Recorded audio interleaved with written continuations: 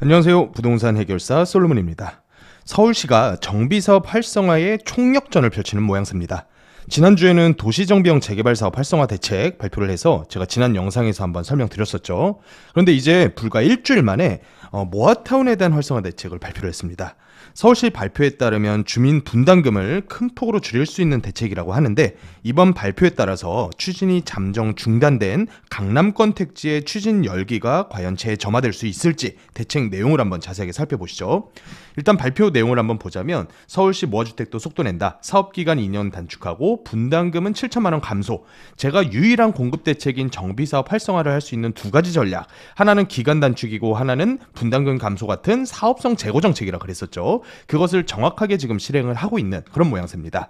재건축 재개발에 이어 모아주택도 사업성 보정 개수를 도입하겠다. 그래서 108곳 적용, 11만 호 적용 대상이다. 그러니까 거의 대부분의 모아주택 대상지들이 이 사업성 보정 개수로 혜택을 볼 것이다 라고 얘기를 하고 있고요. 또 간선도로변 역세권 준주거 지역으로 상향을 해서 7,000호를 추가 공급을 하겠다. 그리고 또 모아주택 융자신설 같은 금융지원 강화를 하겠다. 그리고 기간을 단축시킬 수 있는 전략으로는 관리계획과 건축계획을 병행 수립을 하고, 또 조합 직접 지원을 통해서 착공까지 이르는 기간을 최대 2년가량까지 단축하겠다라고 얘기를 했습니다. 이 중에서 가장 중요하게 봐야 될 부분이 바로 이 사업성 보정개수라는 부분인데, 이 부분을 이따 좀 자세하게 살펴보시죠. 자, 일단은 7천만 원가량의 분담금이 줄어드는 효과가 발생을 할 것 같고요. 또 이를 통한 공급 가능한 모아주택도 11만 7천 호, 지금 현재 서울시에서 11만 호에 이르는 공급 거의 꿈에 다다르는 수치거든요. 그런데 굉장한 수치를 목표치로 제시를 하고 있습니다.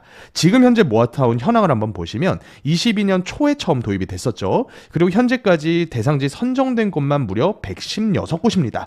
이 116곳 제가 통계 자료로 한번 보여드리면, 지금 서울 전 지역에 많이 분포가 되어 있는데, 그 중에서도 이제 외곽 지역들 위주로, 예를 들어 중랑구라던가 강서구, 그리고 강북구 같은 지역들, 서울에서는 좀 외곽에 속하는 지역들인데, 이 지역들이 가장 많은 모아타운 대상지 선정이 돼 있고요. 또 이 바로 뒤를 잇는 지역들도 성북구라던가 광진구, 서대문구, 마포구 같은 그래도 중심지에 가까운 지역들에도 꽤나 많은 대상지들이 선정된 걸 볼 수가 있습니다. 그래서 이 총 전체 구역 숫자가 116군데에 달하는데, 현실적으로 지금까지 조합 설립 인가 같은 한 중기 이후 정도, 그 정도 단계까지 다다르는 사업장 수는 생각보다는 저조한 수치가 드러나고 있어요. 이제 서울시 발표로는 한 3만 가구 정도의 수치가 현재 조합 설립 이후 단계까지 왔다라고 얘기를 하고 있는데, 전체 116군데 대상지 중에서는 굉장히 미미한 수치입니다. 그래서 이 속도전을 조금 더 빨리 끌어모으고자 지금 관리계획 수립하고 있는 구역들이 굉장히 많은데, 관리계획과 건축계획을 병행 수립하게 하면서 2년 이상의 기간을 단축시키겠다, 이런 결과를 또 얘기를 한 거죠.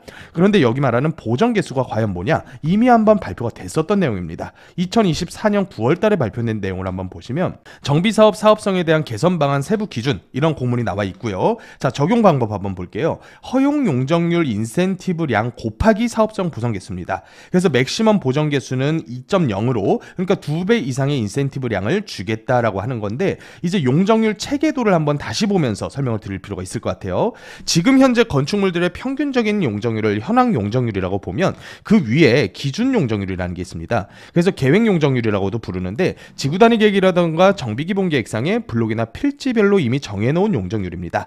만약에 이 기준을 넘어서서 건축행위를 하고 싶다라고 하면 그에 대비되는 뭔가를 내놔야 된다는 얘기죠. 그래서 그에 따르는 인센티브로 받을 수 있는 최대 용적률이 허용 용적률이라고 합니다.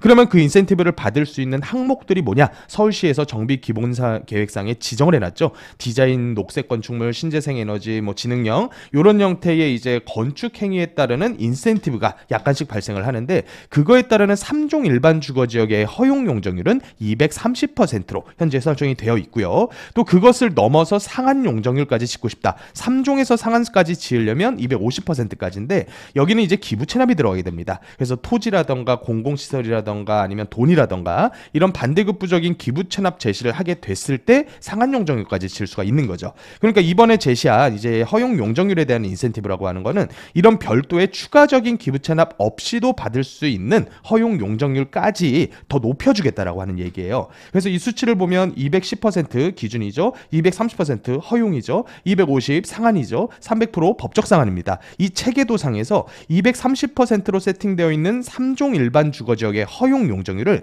250%까지 늘려주고 또 상한 용적률도 270%까지 늘려주면서 기부 체납 없이 지을 수 있는 용적률을 20에서 40%가량을 더 주겠다라고 하는 거죠. 이게 이제 어디에 들어가 있었냐면 기존에 재개발과 재건축 사업장에는 이 허용 용적률에 대한 인센티브가 들어가 있었어요. 그래서 여기 있는 적용 대상을 보면 재건축 사업 및 주택 정비형 재개발 사업, 그러니까 우리가 흔히 얘기하는 그냥 일반적인 재개발 사업에 적용이 됐었단 얘기예요. 자, 그런데 이번에 이제 추가적으로 계속해서 내놓는 정책들이 뭐냐면 재건축과 재개발을 제외한 나머지 사업들에도 재개발 재건축과 동일한 정도의 인센티브를 계속해서 제시를 해주고 있는 겁니다. 예를 들어 지난 영상에서 제가 설명했던 도시 정비형 재개발 사업, 이 원류 사업이 뭐였냐면 도시 환경 정비 사업이라고 얘기를 했었죠. 이 도안정 같은 경우는 상업지역이라던가 준공업지역 위주로 해서 진행하는 사업이었는데, 이런 상업지역, 준공업지역이 공동주택, 아파트를 지을 때 사실은 인센티브가 아니라 오히려 더 페널티를 받고 있었단 말이에요. 그런데 이거를 이제 일반적인 재개발과 동일시해가지고 허용 용적률을 제시를 해주고 있고요. 이번에는 노후도를 보지 않는 모아타운 같은 사업에다가도 재개발과 동일한 정도 수준의 인센티브를 주겠다라고 얘기를 하는 거예요. 자, 그러면 이런 부분들이 사실은 이제 서울시장의 의지에 따라서 재개발의 정책이 좌우되는 아주 중요한 인허가권자의 자리에서 내는 정책이니만큼 서울시 내에 공급을 활성화하겠다고 하는 서울시장의 아주 강력한 의지가 깃들고 있다라고 보여지고요. 또 내년 3월에 이제 지방선거가 있지 않습니까? 내년 3월 지방선거에서 한 번 더 오 시장께서 재선을 하게 됐을 때는 이 정비사업 체계를 어떻게 끌고 가겠다라고 하는 것을 미리 말씀을 해주셨다라고 보시면 될 것 같아요. 그래서 이번 정책 모아타운이 지금 약간은 시들해져 가고 있거든요. 왜 시들해져 가고 있냐면 지금 보면 주민 제한 형태는 아직까지는 살아있지만 구의 공모 방식을 통해서 이렇게 신규 구역 지정으로 나가는 모아타운은 이제 없어졌습니다. 지난 6월달에 이미 조기 공모 방식 삭제를 해버렸고요. 이제부터는 주민들이 직접 관리 계획까지 수립을 해서 구에다 신청을 해가지고 이렇게 올라가야 되는 형태가 돼버렸기 때문에 아주 까다롭고 사실 비용도 많이 드는 이런 절차 하나만 남아있단 말이에요. 자, 그렇다 보니까 지금 강남권에서 정말 열심히 추진했었던 모아타운 사업장들이 많이 이제 턴을 하고 있습니다. 어떤 식으로 턴을 하고 있는지를 보면 이런 식으로 양재동처럼 신통기획이라던가 여러 가지 재개발 관련된 사업으로 어떤 사업이든지 추진할 수 있는 30년 기준의 노후도가 차 가는 구역들은 이제 조금 있으면 신통기획 같은 가장 인센티브를 많이 받을 수 있는 민간 재개발 사업으로 턴을 할 가능성이 굉장히 높은데, 이 노후도를 충족하는 게 강남 택지에선 절대 쉬운 일이 아닙니다. 예를 들어 반포동, 역삼동, 삼전동 같은 감실이나 강남 쪽에 있는 택지들 30년 노후도를 보면요, 노후도가 30%를 넘기는 택지가 그렇게 많지가 않아요. 그러니까 이제 30년 기준에서 30%도 못 넘긴다는 얘기는 그의 2배에 달하는 수치인 60% 충족하기에는 정말로 많이 부족한 노후도란 말이에요. 그렇다 보니까 이들이 지금 할 수 있는 사업은 오로지 모아타운이었고요. 여기에다가 이제 노후도를 안 보는 사업 하나가 추가됐었던 게 뭐냐면 도심복합 사업이거든요.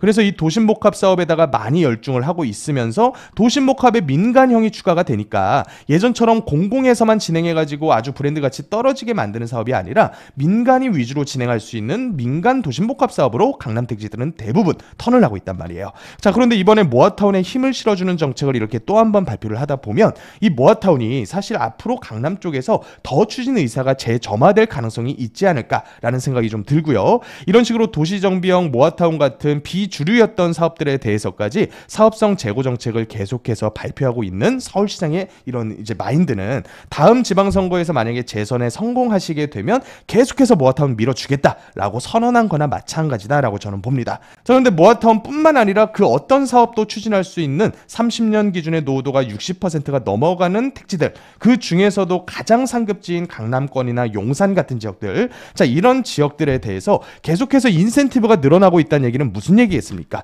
기부 체납 줄이고 인센티브는 늘리고 있다는 얘기는 그에 따라서 당연히 이 토지 한 필지에 대한 부가가치는 계속해서 커지고 있다는 얘기거든요.